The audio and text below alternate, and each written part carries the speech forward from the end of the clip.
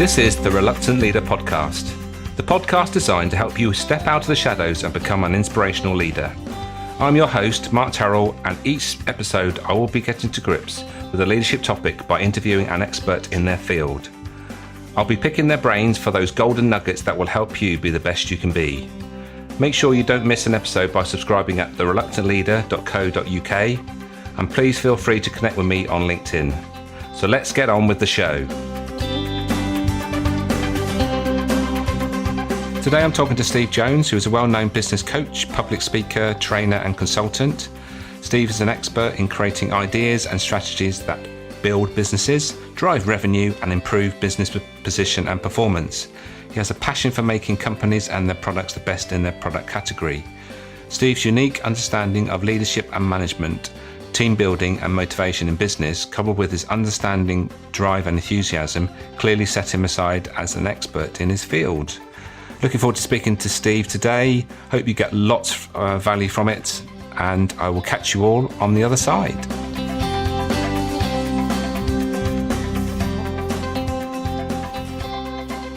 So welcome, Steve, to the Reluctant Leader podcast. Thanks, Mark. It's a great pleasure to connect with you and do this podcast. I'm looking forward to our conversation. I'm sure there'll be loads of value for our listeners. But before we get into the topic, which is engagement today, what I'd like to know, and I'm sure everybody else is interested, is to know why you do what you do, and what was the pivotal moment that started you doing what you do? Okay, well, let me tell you my story. That'd be easier. So my background was health and fitness management. So I was with Fitness First PLC when we had one club on the South Coast. I left when we were the largest in the world. We did it in 7 years. So went through the AIM, the full listing, became the largest independent health club chain in the world. And then we were opening a club a week at 1.2 worldwide. So it was fantastic, fast growth, very, very exciting, very entrepreneurial. But when the city got hold of it, it started to lose its magic for me. When it became more about the shareholder than it did about the punter coming in and the dynamic of health and fitness, I got a bit disillusioned and I left. So I didn't do anything for 6 months. I walked up and down the beach, a bit like a hobo, wondering what I'd do next with my Jack Russell.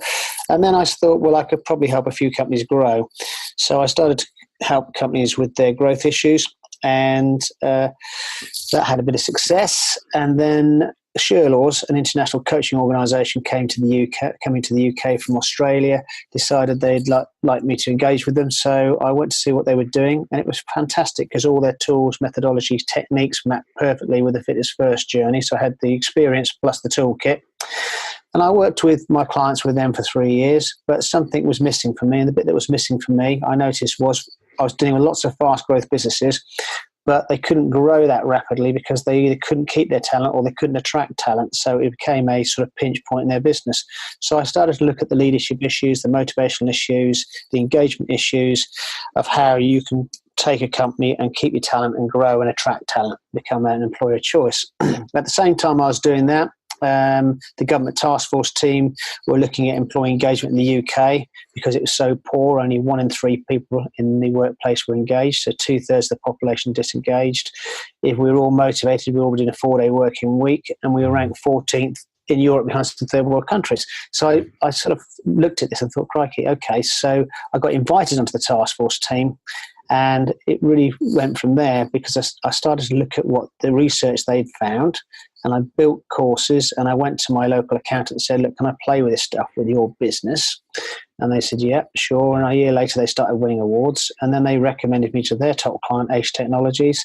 I went in and did a year-long program with them, and they started winning awards. So I kind of knew I had a program that worked. So I kind of fell into the engagement space because of what I was seeing more than anything. Mm-hmm. Yeah. And that's an impressive story. Obviously, you've gone down a path. You probably didn't quite know where you were going, but sometimes you just have to take the next step and see where it takes you.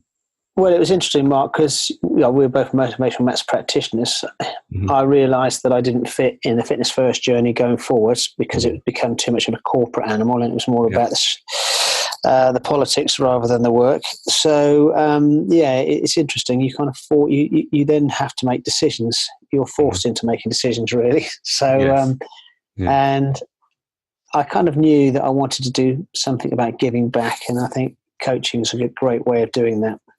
Yeah, and that's that making a difference drive is so important, isn't it? It's so prevalent these days as well.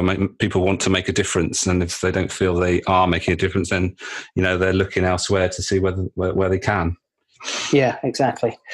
And that, it comes back to the Simon Sinek why stuff. If you know why, and I know you're big on that. So why do you do what you do? If you know why you do what you do, I kind of worked out early on in my career that actually I'd spend most of my life sleeping, the rest of it working, and have some social time.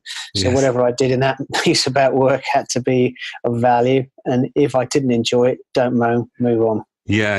And I've only just read something today, actually. It's funny how things pop out and you think, wow, that's quite a statistic. And that's 9 out of 10 people go to work and not really bothering what they do as long as they get paid, which is a sad statistic. But we know that's sort of changing because we know that a lot of people will move away from a job if they don't feel as if it's fulfilling. And that's the challenge going forward, isn't it? It's making sure that we keep those good people on board. Well, I think that is the challenge with the millennials coming into the workplace now. They want a purpose, and if they can't, and they've got no loyalty, so they'll go where they're wanted, basically. That's right. Yeah, absolutely. So it is changing. Yeah.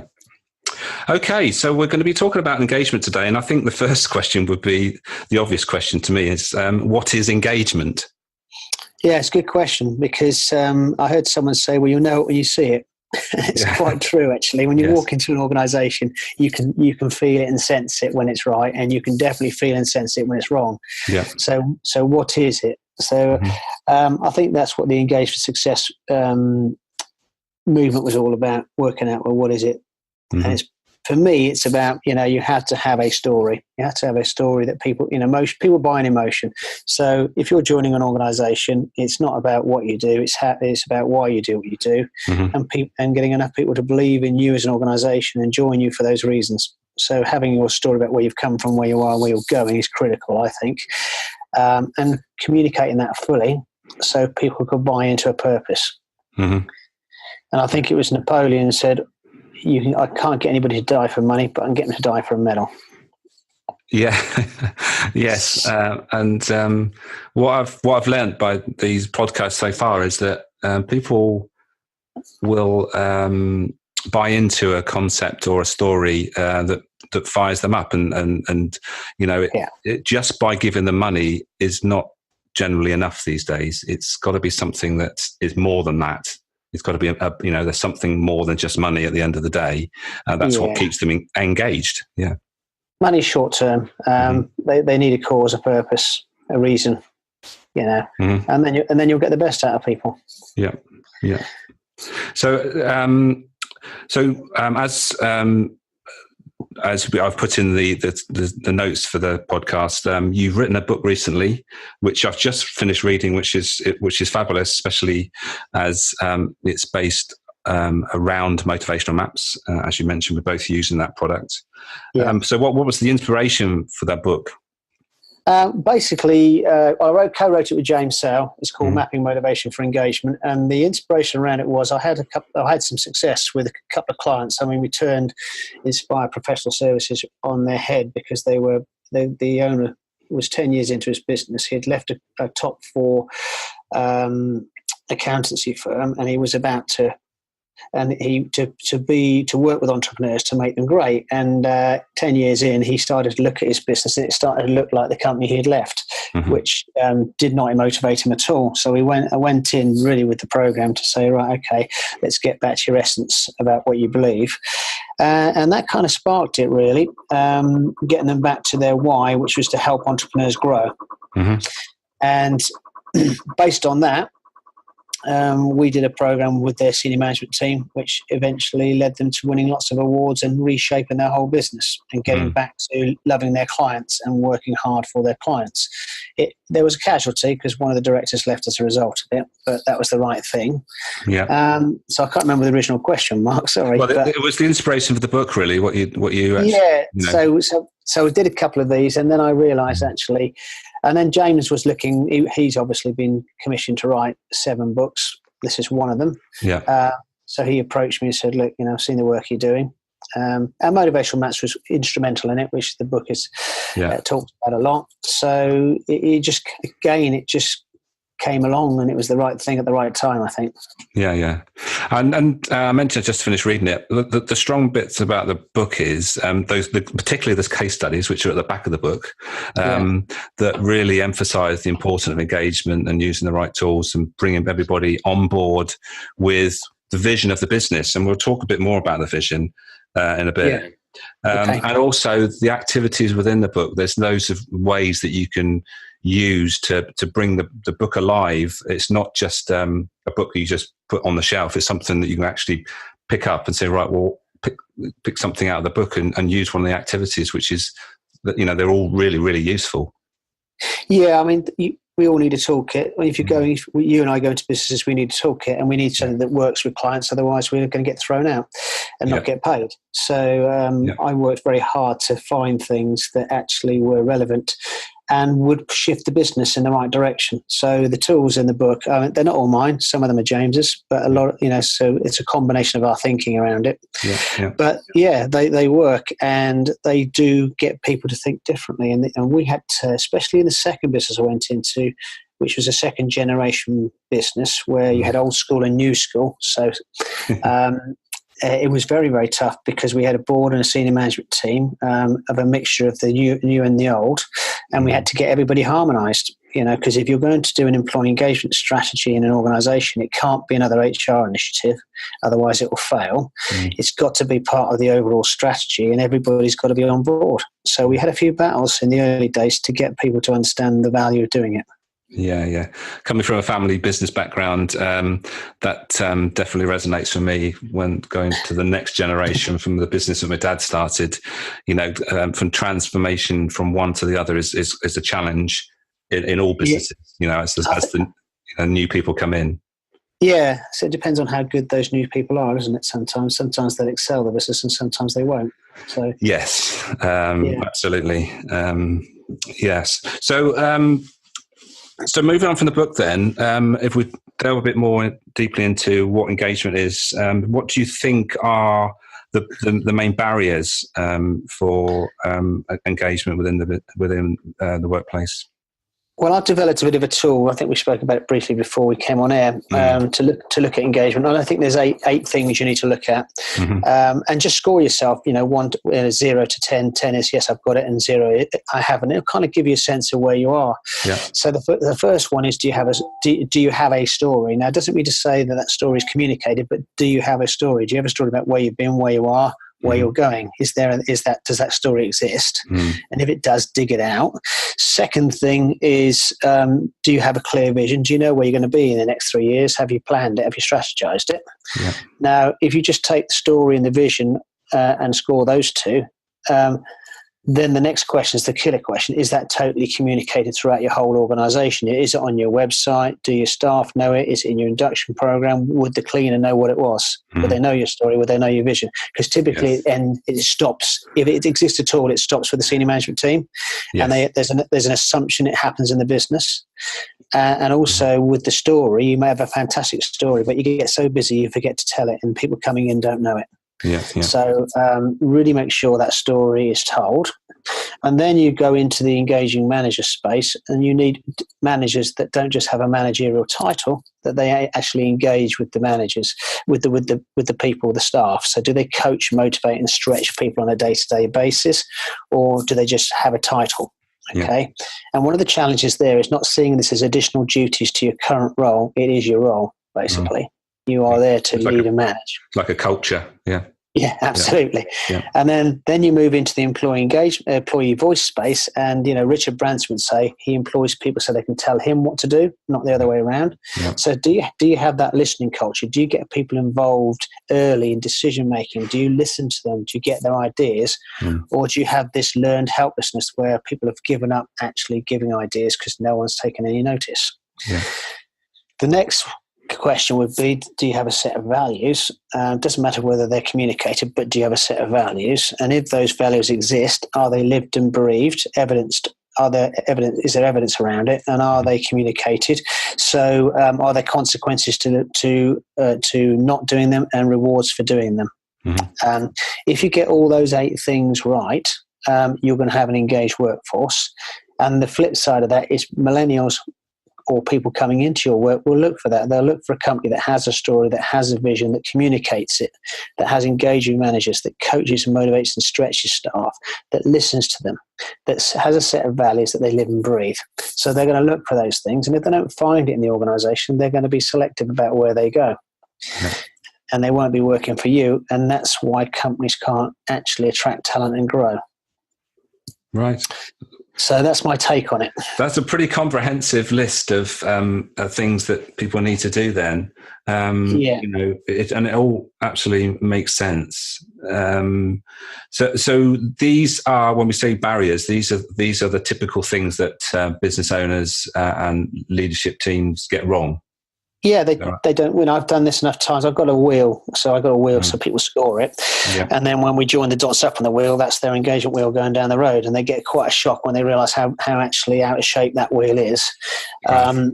And then we go, well, it doesn't matter what shape it is. It's just you've got to get it back to actually being fully inflated and right. So there's work to be done, and usually you'll know this. It falls down on 2 areas key. They don't tell their story. They don't communicate. They know a vision. They don't communicate it. And it's the leadership. 9 times out of 10, it's the leadership that fails. If you get the leadership right, you're going to get the listening right. And if you get the leadership right, you're probably going to get the story right. So they have a knock-on effect. Yeah, absolutely. I mean, it seems to all make sense. Which ones out of those? I mean, you've mentioned it actually. The story and the leadership are the ones typically that you go in and you find are where you need to start work. Well, it's basically like polishing a diamond. It does exist in the business. You just got to actually get it to the surface.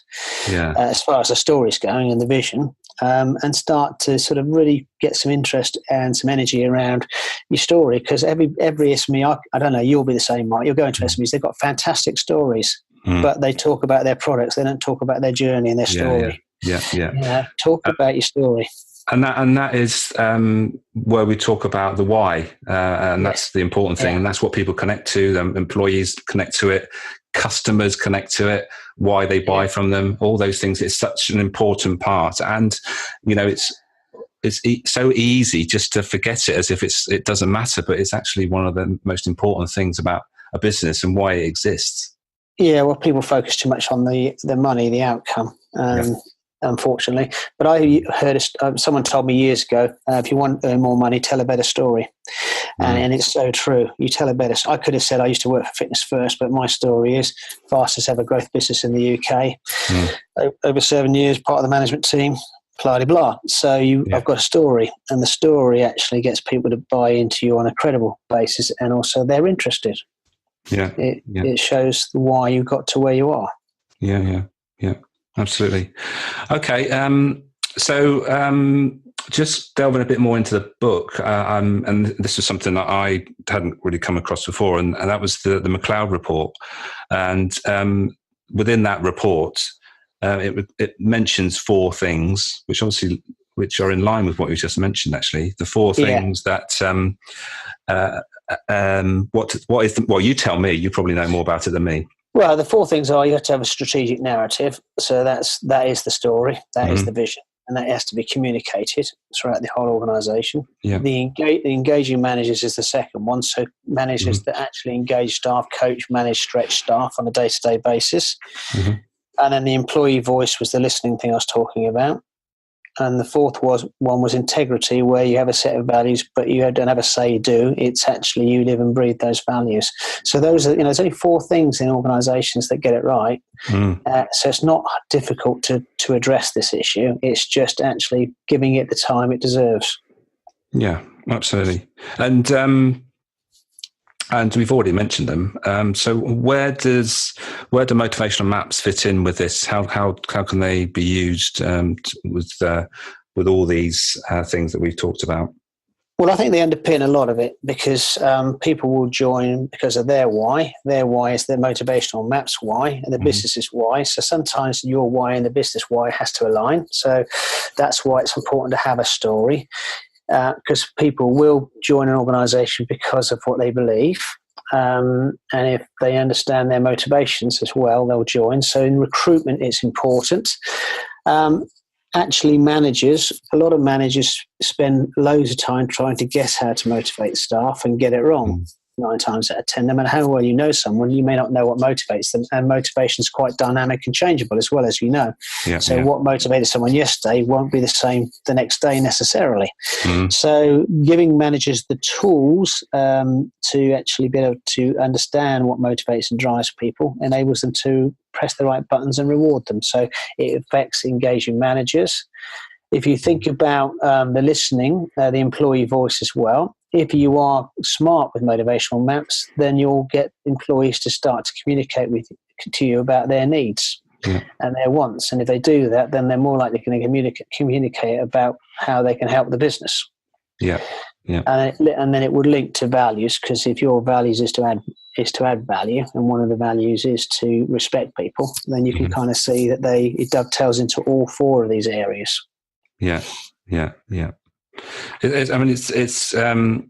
It's so interesting once you start delving into this stuff. And I mean, I've been using motivation maps for some time. It's not until you sort of read these books that delve into subjects in such detail, you suddenly realize that the expanse of how you can help lots of different people with on an individual basis, on a team basis, and also organizational basis. It makes, as it grows through the business, it can have an enormous effect. It's massively impacts in energy, because it's the realization and understanding of someone's motivations, team motivations and business motivation that kind of releases the energy. And also, there could be things you're not doing because you're not motivated by them that actually the business needs to do. Quite often you'll come across this. I do. Star is very low in someone's process. So shouting about yourself, bigging yourself up is not a UK thing. It's not a British thing. But actually, sometimes that's exactly what a company needs to do. It needs to go in for awards. It needs to get itself above the carpet and get noticed. Doing something that you don't enjoy because it's your lowest motivation can be a biggest impact on your business. Yes. And is there any other particular, specific motivations that you see are typically lacking within organisations? Well, your friend is usually quite low. Star and friend I find are quite low.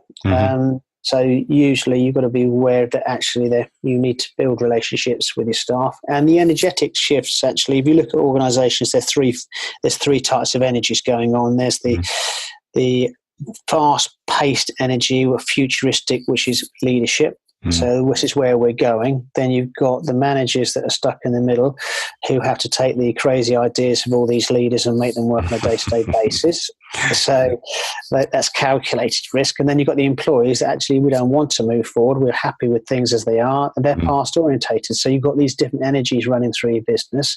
So you can quite quickly see that a leadership team that's a bit too gung-ho is going to actually isolate the staff, because they like things as they are. They don't like a lot of change. So they're not involving them early enough. There's a disconnect on engagement in the business straight away before the change occurs. So it's understanding. So the analogy I use for that, when I was at Fitness First, when we used to make massive changes to changing rooms and God knows what else, when we had a lot of building works, we could just start it and that would cause us loads of mayhem, or we could go, right, this is what we're looking to do, this is the disruption it's going to cause, this is what it looked like afterwards, we're just letting you know. And that's so important. I mean, back in the day when I was in my retail business, we had numerous refits of our stores, and the important bit was about letting everyone know, customers and staff know, why you're doing it, because if they know why you're doing it, because at the end it's going to be better, and why it's going to be better and in what ways it's better, then they're going to be far more accepting that when there is the turmoil, when it's going on, they'll say, well, I know it's bad at the moment, but I'm going to stick with it because I know what it's going to be like in the future. Yeah, and that's exactly right, and that's what happens. That's what you should do in business. If we're going to have a bumpy ride, if we're going to survive, we need to do X, Y, Z. It's not going to be comfortable. There's going to be lots of changes, but actually, it's to secure your jobs going forwards. Yeah. All of a sudden, all the defender profiles who don't like a lot of change, relax. I'm involved. I know what's going on. There's no surprises for me. But that invariably doesn't happen because change happens so fast and so quick that there's no consideration for the workforce a lot of the time. Yeah. And the other thing that I think Maps bring into the scenario is that we're able to measure and put a number on motivation, which is up until now you haven't been able to do. We can measure, profitability and all the other things within a business, but how do you measure the energy, the motivation, or the energy within a business? And if you can, map it before, map it afterwards, then you actually can get a measure of where it's going and whether what you're doing is actually helping the business. Yeah, you get the metrics on it. And also I've seen staff not leave a company when they were going to leave as well, where they've saved people, key people, simply by recognizing their motivations and adopting a different strategy. And it could be, I had a situation where someone moved from an open plan office to, they put them in their own office because they thought they deserved it. And actually that was the worst thing they could have done because they had friend profile. Right. And they wanted to be in the community of people. And that's where they got their energy and their ideas for the marketing. So this map identified it and stopped them doing actually a strategy that would have made that person leave. And that's, Sorry, you're absolutely right, and you can get all these stories, and you know what? I've just my elder brother, which I spent a lot of time working with in over the years. We don't now, but he's only just done a motivational map, and now I suddenly see why we generally got on well most of the time, but I know when we didn't, and now I know why, because my builder's low, it always has been, I think. And his is still up there, and it's not about money for money's sake. It's just that what drives them. He's very competitive, and I'm not that way inclined. And my searcher and his basically are at conflict all the time. I can see. Only if we had this information 10 years ago, it'd have been completely different, I'm sure. Well, I see that. You see that in teams as well. Look at teams with builder low and searcher high. You say you're giving too much away for nothing, and they go, we do tend to do that. Well, that's why. So start putting a value on what you do. And I see that a lot in business owners I work with that are searcher driven and builder low, so that like you say, they're undervaluing what they're doing all the time. Not charging for their giving too much away, and then they wonder why they're stressed. Because their business isn't where it should be financially. That's right. It does happen, but it just really helps, I think, because also you made a very valid point just a minute ago. It actually depersonalizes it. It's not me guessing what Mark's motivations is. Actually, it's you telling me, right now I know that, and it's constructive. We can deal with it. That's right. Yeah. And I think it's not about changing anybody. It's actually accepting that's the situation and making the best of it. Yeah. Well, there's an expression that you can't motivate someone. You can only create the environment for them to be motivated. Yes. And that's a subtle difference. Okay, so you can only find out and then ask them. Okay, that's your motivation. How are you going to get that fed in this business? Yeah. What do we need to do to make sure that motivation thrives? Yeah. So it's a bit of reverse psychology, I'll be honest. Yeah. So what we've talked about here is there's obviously a strong link between motivation and engagement. And we could talk about this all day because we're that sort of people, but I'm sure that people listening will think, well, they're going to go on all day about motivation. But actually, engagement is important. So just to wrap things up, Steve, what I'd like from you is maybe 3 tips from you for someone that's a reluctant leader, someone maybe that's been is in a position of leadership or thinking about taking that position. How can they use the information that we've just been talking about in their role? Well, first thing, if you're a leader, stay true to yourself. Don't be bullied into doing things you don't want to do. There's an expression, I think, and I think someone said, don't try to fit in. I think it was Andy Harrington said, don't try to fit in. You were born to stand out. Yeah. So as a leader, you stand out. You're the person, the leading light for the team. So you've got to get them to follow you. So you've got to work hard to make sure that they can follow you and that they believe in you. That's tip number one. Tip number two would be good, interesting. What tip number two would be? Don't believe everything everybody tells you. Evaluate it for yourself. I remember when I started out coaching, I took some people literally because they were the gurus. I suppose we're in that situation now. So don't listen to everything we say. Make your own mind up on stuff. Yeah. Third tip would be whatever you do, enjoy it, and if you don't, do something else. And that's a great way to wrap things up, because at the end of the day, if you're not enjoying what you're doing, then why continue doing it? Look for something that is going to sort of fire you up, energize you, and motivate you. Yeah. Great stuff. Thank you, Steve. This has been really interesting. I'm sure we'll talk again at some point, a bit more detail about some other leadership things that would help the listeners. So for now, it's thank you very much. Yeah, it's been a privilege, Mark.